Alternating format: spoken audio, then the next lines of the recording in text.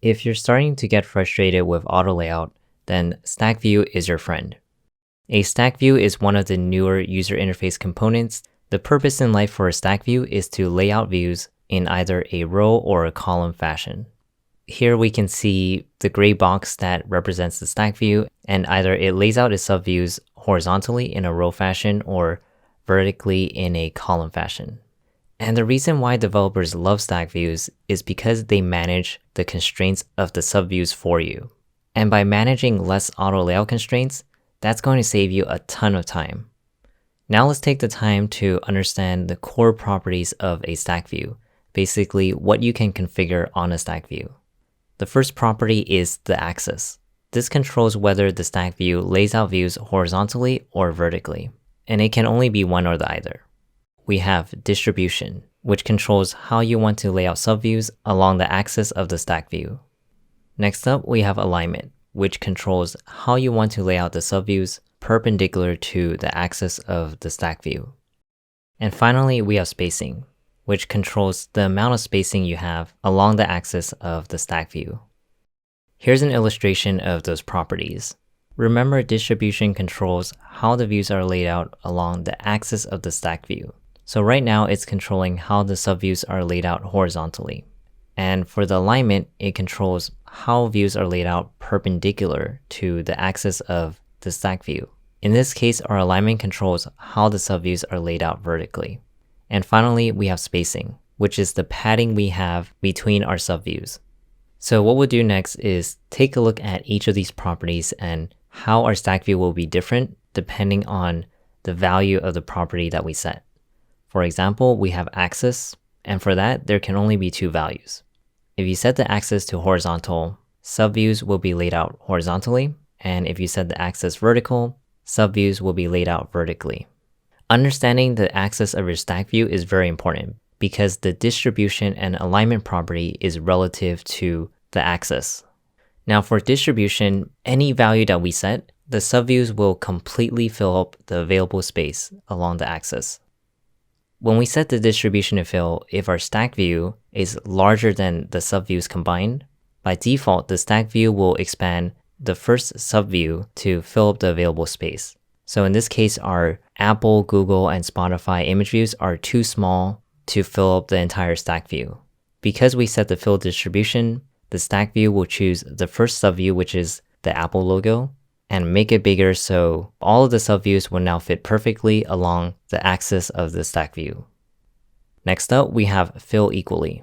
In this setting, all subviews are resized to have an equal size along the axis of the Stack View. Next up, we have fill proportionally.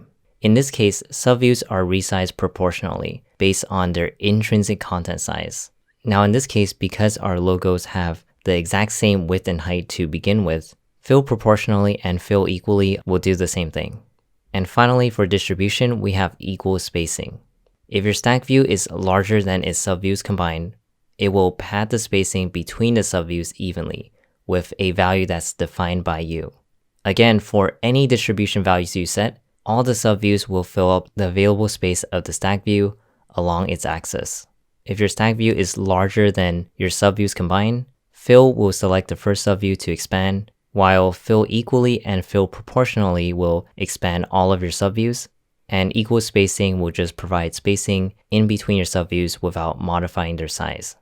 If your Stack View is smaller than your subviews combined, then your subviews will shrink along the axis of the Stack View in order to fit inside of the Stack View. This illustration is assuming that the axis of your Stack View is vertical.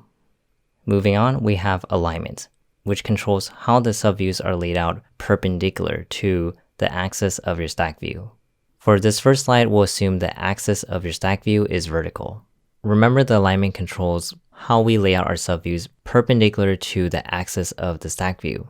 So because our Stack View is vertical, alignment controls the horizontal positioning of our subviews. And the leading alignment will push it horizontally towards the left. After that, we have center alignment, which centers the subviews horizontally.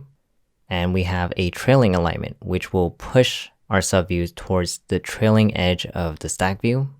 Now for the leading, center, and trailing alignment, notice that we don't actually resize our subviews. We keep the intrinsic content size of the subview. However, we have one alignment called filled that will stretch the subviews to fill up the available space of the stack view, again, perpendicular to its axis. So because we have a vertical stack view, a fill alignment is going to horizontally stretch our subviews. Now, if our stack view has a horizontal axis, then there are different alignment values we can set. For example, top is going to pin our subviews to the top edge of our stack view, while center is going to vertically center our subviews, and bottom is going to pin our subviews to the bottom of the stack view.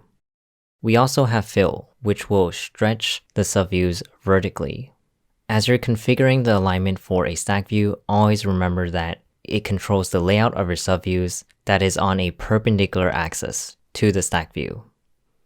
Now, stack views are great because you don't need to set any auto layout constraints for subviews that live inside the stack view. However, the stack view itself needs auto layout constraints. So if we have the stack view on the right and it's just laying out there without any auto layout constraints, that's going to be an issue. We can add auto layout constraints such as pinning it to the top by 50 points and pinning it to the left by 50 points. And our stack view doesn't need a width or height constraint because of its intrinsic content size. The sizes of the images combined will give the stack view its width and height. Alright, now let's jump into Xcode to see how we can work with stack views.